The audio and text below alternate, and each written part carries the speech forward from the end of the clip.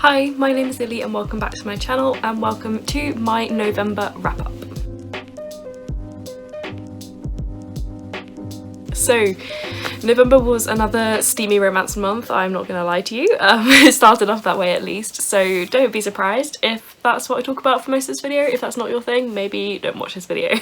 So I read 11 books and there was a real mixture of different types of books actually. Like there is a bias towards steamy romance, but I also read some graphic novels and some sci-fi, so it is actually a bit of a mixture. If you watched my October wrap up, you'll know that for a while I was hyperfixating on Lucy Lennox's books. There are certain tropes in her books that can make my brain hyperfixate on them when I'm stressed, and I was stressed.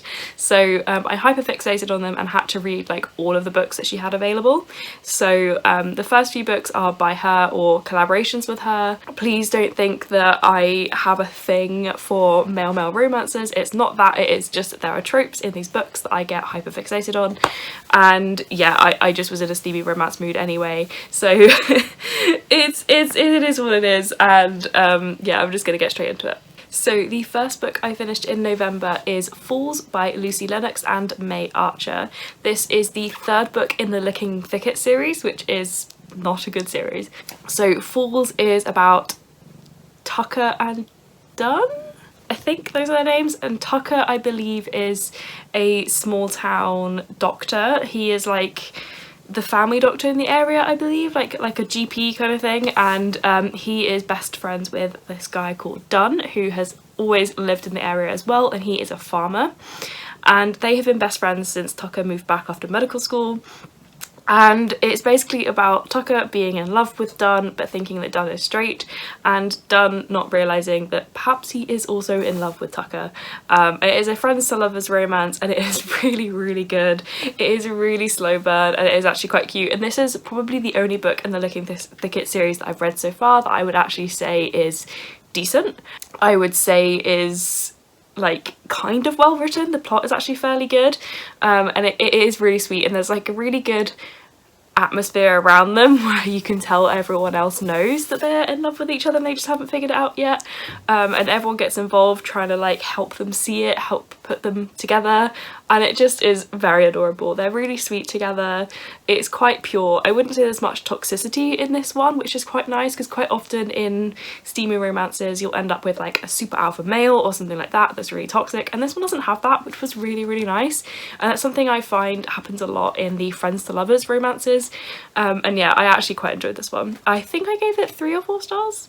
Then I realised I actually forgot to read the novella that comes before the rest of the Licking Thicket series called Flakes, so I went back and read that one. This one is about Ryder and Colin. Colin is an interior designer and Ryder is a contractor, and they're working together on a lot of jobs, and basically Ryder has always been this like grumpy, horrible character, and Colin has this crush on him because of how hot he is, but doesn't like him as a person because he thinks he's really grumpy, but also doesn't want to date someone he works with, and it's about them getting snowed in together on one of their projects, just the two of them, and finally admitting their feelings for each other.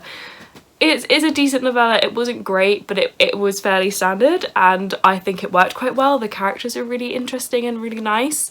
I would say they were quite two-dimensional in this book. I think I gave it 3 stars. Next, I read Armada by Ernest Cline. Ernest Cline is the author of the Ready Player One duology. Ready Player One is one of my all-time favourite books. Ready Player 2, didn't like it, but there we are. Armada is a completely separate book but follows similar ideas to Ready Player One in that it's very heavily 80s pop culture inspired. So Armada is about this video game called Armada, and how that video game was actually secretly a training tool for a secret military force preparing for an alien invasion, and it's about a teenage boy who is one of the best players of Armada in the world getting recruited to help fight the aliens as they are about to invade. This book was bad, like really bad. So I'm really struggling to remember what my full review for this book was because I read it quite early on in the month, but I will try and give you a bit of a summary of my main thoughts and feelings. So first up, this book was just very racist and very sexist in my opinion. The main character is a straight white boy, and pretty much all of the heroes in the story are straight white boys or straight white men. All of the female characters are fairly two-dimensional. They are mostly there as sex objects or as love interests for the male characters. They don't really have much agency. None of them really save the day. Even when they do something amazing and they do really help a situation, it is a like one-line mention of like, this character did this. Whereas when Zach, the main character, does something, it's obviously in a lot more detail because he's the main character, but even when male side characters do something that is arguably less impactful to the story than what the female characters did, they get like a whole page about what they're doing, whereas the female characters will be like, this person hacked into this and saved the day. The characters of colour pretty much all get killed off. Like, not gonna say who it is because there are characters of colour that do survive, but there is a real disparity between white and characters of colour that get killed off. And yeah, the women are just so like afterthoughts in this book, and what I found very frustrating was you could easily replace all of the women and characters of colour in this book with white men and it would not change the character or how they interact or what they did. It is very much like Ernest Cline realised that he had not been the most diverse in his previous books and was like, oh shit, let's put in some diversity in this book, but hasn't really thought about it and has just put in the names and described them as not being white or not being male. Yeah, it just, like, all of the most important people in this book are men, all of them. It just, it is very, very frustrating. The story itself is not very good. It's very, very slow. Not a lot happens. It's a lot about people being moved from place to place and the action scenes happen very quickly, but they're described in too much detail in my opinion. Like, you're getting a shot by shot description, but it's really hard to follow that kind of action description in my opinion when it is a like sci-fi thing that you can't understand, you can't conceptualize because it's not a real thing. I feel like the tension was missed by giving too much detail in that sense, and it was very much like this shot happened and this shot happened and this shot happened and then it was over, and there wasn't really much tension or drama in those scenes. And even then, like, it was really hard to feel connected to any of the characters or any of the peril in the book because all of the characters were very two-dimensional. If they weren't, they were just very unlikable. Like, our main character was not nice. Like, he just wasn't a likable character. So yeah, it just did not hit the mark. It feels very much like he was trying to recreate the nostalgia element of Ready Player One, but just didn't get it right. Like, I understand what he was trying to do, but it just wasn't right, and it feels like this book needed a lot more editing. It definitely wasn't like a one-star read, because it wasn't one of those books that like, this is so terrible that it should never have been published. It's a book that he tried and it just needed more work before it made it to the final like copy that was printed out. I feel like this book has potential, but it just wasn't reached. Then I got back on my steamy romance train and I read Hijacked, which is a collaboration between Lucy Lennox and May Archer. This is part of the, I think it's called the Horn of Glory series, and the Horn of Glory is a video game in this book and named so that it could be an innuendo throughout the books. Do with that information what you will. So this one is about Carter and Riggs. Carter is a cardiologist and he is doing basically what is the equivalent of Doctors Without Borders in this universe. And I can't remember what country he goes to, but I believe it's in Central or South America. And it's a country that has a lot of cartel activity. So his very wealthy grandfather insists on him having a bodyguard while he's in the country to keep him safe. That bodyguard is Riggs. And basically, this is a spin-off from the Licking Thicket series because Carter is best friends with Tucker from the final book in the Licking Thicket series, and it's about them being like an enemies to lovers, a Grumpy Sunshine romance, and while they're in this country that I can't remember, they get kidnapped by a cartel and it is about them trying to survive, I guess. This book was so bad I was texting my boyfriend all of the ridiculous scenes that were happening in this book because it was just ridiculous. It was just wild. So they get kidnapped, and after they get kidnapped, some of the stuff they get up to is ridiculous. Like, when they get kidnapped, they manage to keep hold of a knife. as if this cartel wouldn't search their whole bodies to find the knife. They just searched the pockets so they didn't find the knife strapped to his leg. Yeah, I don't think so. And also they let them keep the gaming console that they had, the Horn of Glory, and that makes no sense because that allows outside communications, and why would they let them keep that? Who knows? And it just was so ridiculous. Like, they were doing things where you're like, you're definitely gonna get caught. Like, they were like, this is spoilers, but honestly, just whatever. They like have sex really loudly and no one comes to see if they're okay and what's going on because they don't know that they're together. They think they're doctor and nurse. They manage to like cut through their bars on their windows without anyone noticing. They unscrew the bars on their windows without anyone noticing. Like, there's just so many things that happen. You're just like, this is a cartel. Like, they would know. They would figure this out. And it was just so ridiculous. It was just so outlandish. I can't remember what it was that they used to undo the screws, but I remember texting my boyfriend being like, this isn't even physically possible. Like, it was just the most ridiculous book I've ever read, and it was hilariously bad. The romance was okay, but it was very, very insta-lovey. Like, they just suddenly were together and they loved each other, and it was just weird. I think I gave it 2 stars. Like, it was a fun read, but it was fun because it was like so bad. Next, I read the TikTok recommendation of Games We Play by Dana Isley, I think. I don't know how to say her name, I'm really sorry. This is a novella about a young woman who is a journalist who goes to interview this famous streamer. I think he's a streamer, like a gaming streamer, about his success and how he's become successful even though I believe he wears a mask on all of his streams so no one's ever seen his face. And no one knows who he is. It's a dark romance in that he's a bad boy, and it is basically just a Steam novella. There is not a lot of plot here. It was okay, I just found it a little bit, I don't know, there was just something about it that wasn't quite right for me. It felt very much like they could have done more with the characters in this novella to make them more interesting. Like, there was nothing really unique about any of these characters. And I discovered I really don't like dark romance. I didn't like it when he did bad things, and not to her, obviously, like, he didn't do anything bad to her, but to other people in the book he did bad things, and I was like, no, red flag, we should get out of this relationship. But basically, while she's interviewing him, they get onto some kind of topic that ends up with him being like, let me show you the best night of your life. What, and she does, and it just, yeah, it's okay, but I think you have to really be into some of the stuff that happens in this book for it to be more than like a 3-star read.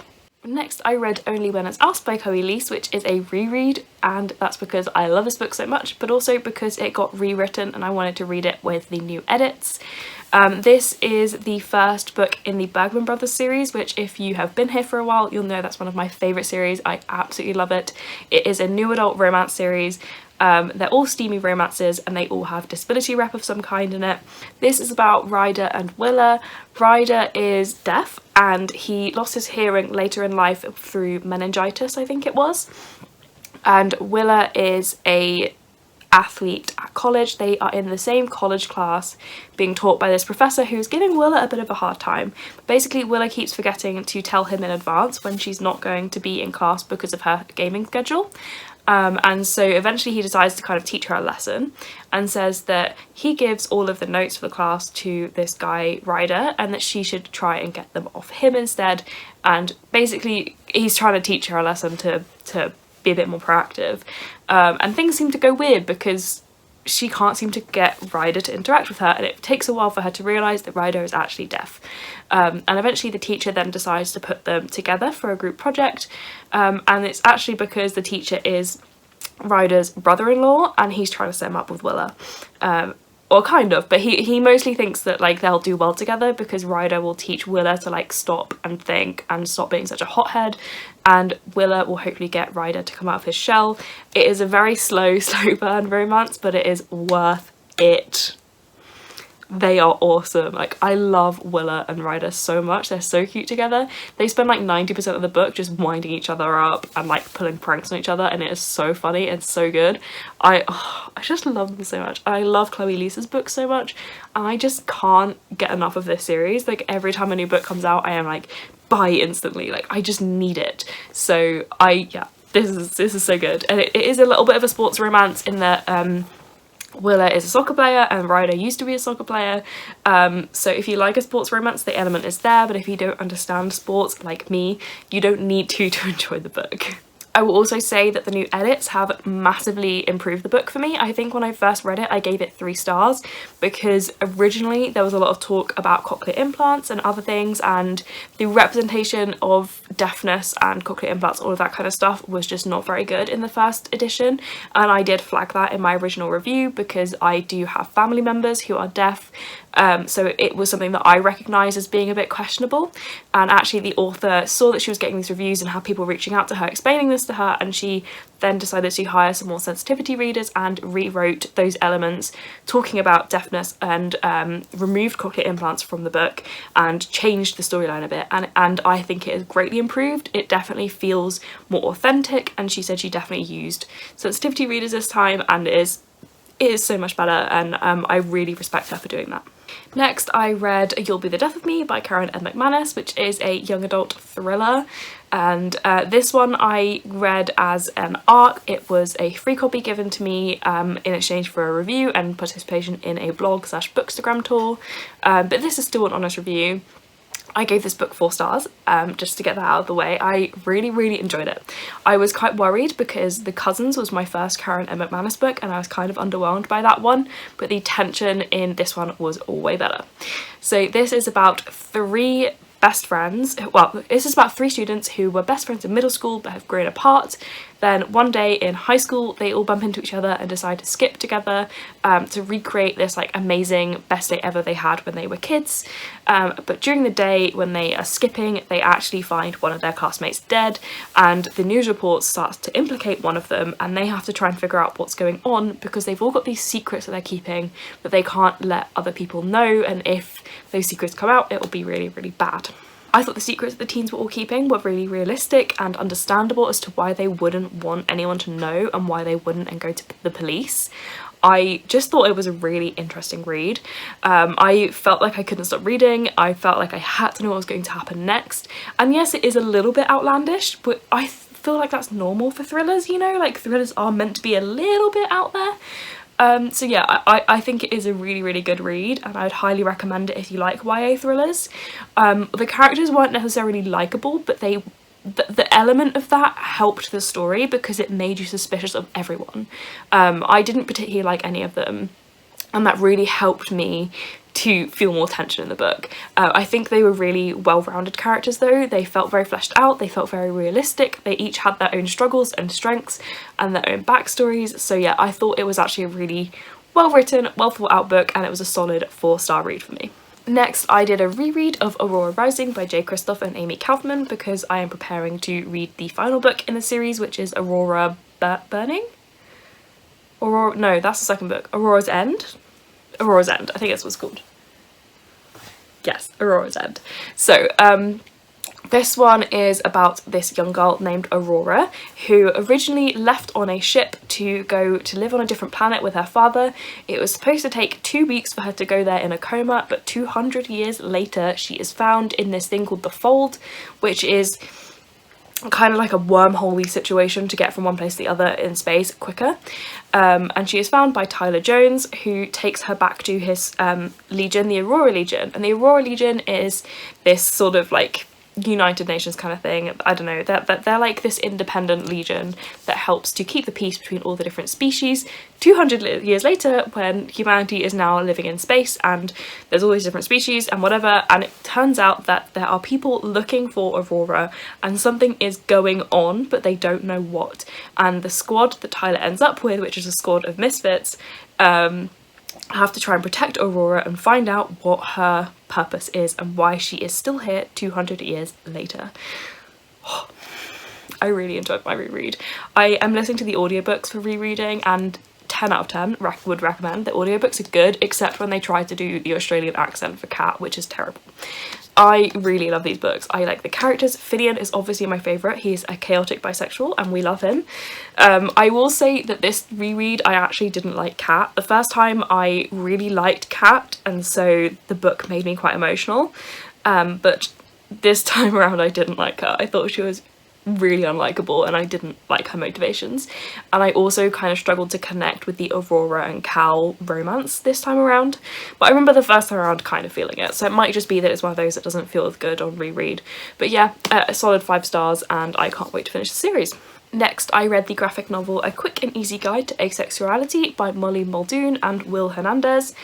And this is an arc from NetGalley, and I thought it was a really well written book, to be honest with you. This is going to be quite short because it is a non-fiction one, but I would say it was accurate, it was really informative, and it's definitely friendly for like tweens and teens and that kind of age group. It would be a really good one to have in school libraries, and yeah, if it's something that you want to read up about, I would recommend reading this graphic novel. Next, I read the graphic novel Chef's Kiss, and oh my god, did I love it. It was so good. If you love slow burn romances and like cooking elements, this is one for you. Again, I can't remember names, but this one is about a guy who has graduated with an English degree but is really struggling to find work, as he wants to be like a journalist or a writer or something, but he's struggling to find work without any work experience. And he basically decides to start just applying for whatever jobs he can find, and he ends up applying to be a chef at this restaurant that says that they will take chefs who don't have any experience as long as they have talent. And he basically has this crazy boss who then says that he has to pass a test at the end of every week, and the test is that he has to cook a dish and the pet pig has to eat the dish and approve of it. So it is really ridiculous in that way, but it is so much fun. And of course there is a very sexy sous chef who our main character ends up having a crush on, and I love it. Like the friends, he lives with like his roommates from college, and they are all so funny. They all have these great personalities. I really enjoyed it. I also really liked all the different chefs you get to meet that he works with at the restaurant. I liked that it sort of has a storyline about parents' expectations and disappointments, and it just was so cute. It was so sweet, it was so wholesome. I loved reading about all the stuff he was cooking and like all of his friends' achievements, and the romance was really cute. So yeah, 5 stars, would recommend. So that is actually the final book I'm going to talk to you about. I think I had a really good reading month. I read a lot of fun books, a lot of fun romances, and yeah, it was generally quite a good time. So if you like this video, please give it a like and let me know down in the comments. Also let me know in the comments what you read this month, what was your favourite book, what was your least favourite book, whatever you want to tell me. If you want to leave me a comment to let me know that you are here, leave me some kind of heart emoji in the comments below. So thank you again for watching. Bye!